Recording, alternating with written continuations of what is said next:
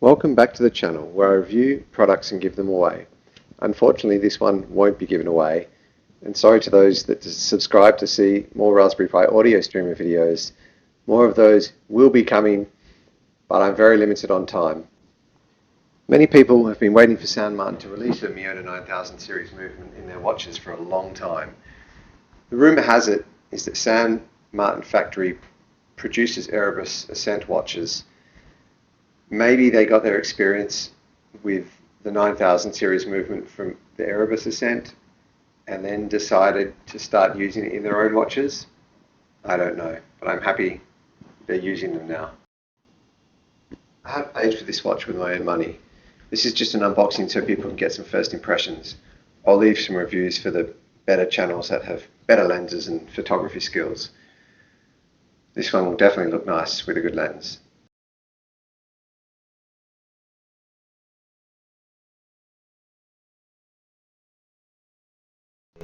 San Martin claim this is an original design, but it looks like they've taken some cues from some big brands. There are three dial colours: aqua blue, red and a bit of a burnt orange. I originally chose the red but then changed it because some of the later photos the dial depth didn't look as deep, so then I switched for this aqua blue. The unboxing experience is as expected with a San Martin product. It comes with a 2-year warranty, a spring bar tool and a screwdriver, so you can change the strap or the length of the strap that it comes with.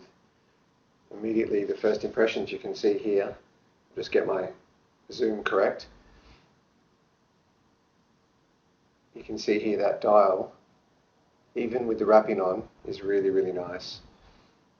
The dial colour looks as good in person as in the photos on the AliExpress listing. I think they've represented it very well with their photos. If anything, it's slightly nicer in person. I can only say this for this turquoise colour. You can see there's a colour matched date wheel at 6 o'clock, and the case is very well finished, of a very high standard. It feels light enough in hand. I'll weigh it later, of course, and I'll just unwrap all the plastic and fast forward all of this for you.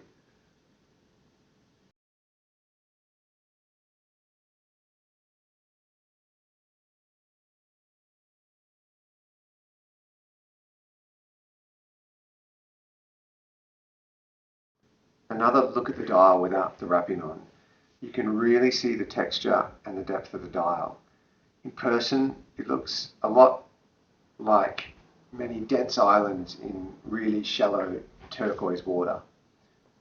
Looking at the bracelet, it has links with 3 brush sections separated by 4 lines of polishing.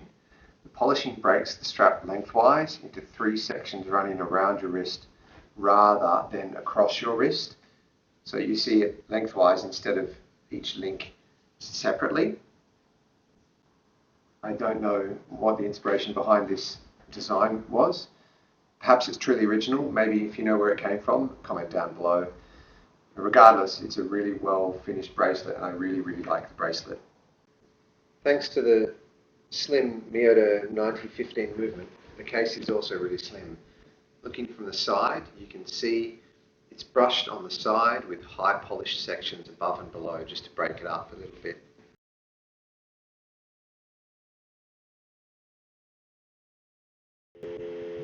Looking at the case back is quite simple. Actually, it just looks like they've modified the design of the Erebus Ascent. It reads San Martin, the model number, automatic, 10 atmospheres, 316L stainless steel and sapphire crystal. Not that it really matters much, but it's been finished really well and it looks really nice. So here's the crown. The crown is easy to grip and it screws off very smoothly. The stem clicks into both positions very well. It hacks, and changing the time is very smooth and consistent. The date changes just after 10 p.m. and and then it snaps over just before midnight. It's very smooth. Clicks well, and hand winding is also very smooth, and as expected, winding the crown back on the case, the crown catches the case thread really, really smoothly.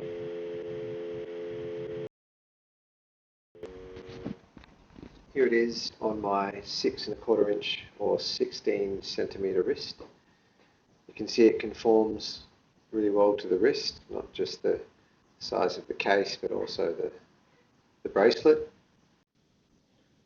I was a little worried when I could only take 5 links off, but after wearing the watch for about a week, I added another one back on to use the micro adjust.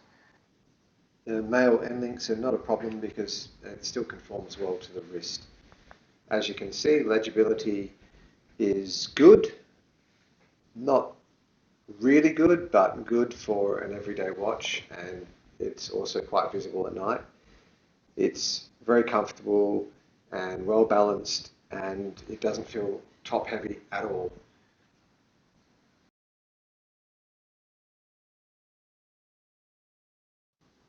I forgot to mention a few points about the screws and the clasp.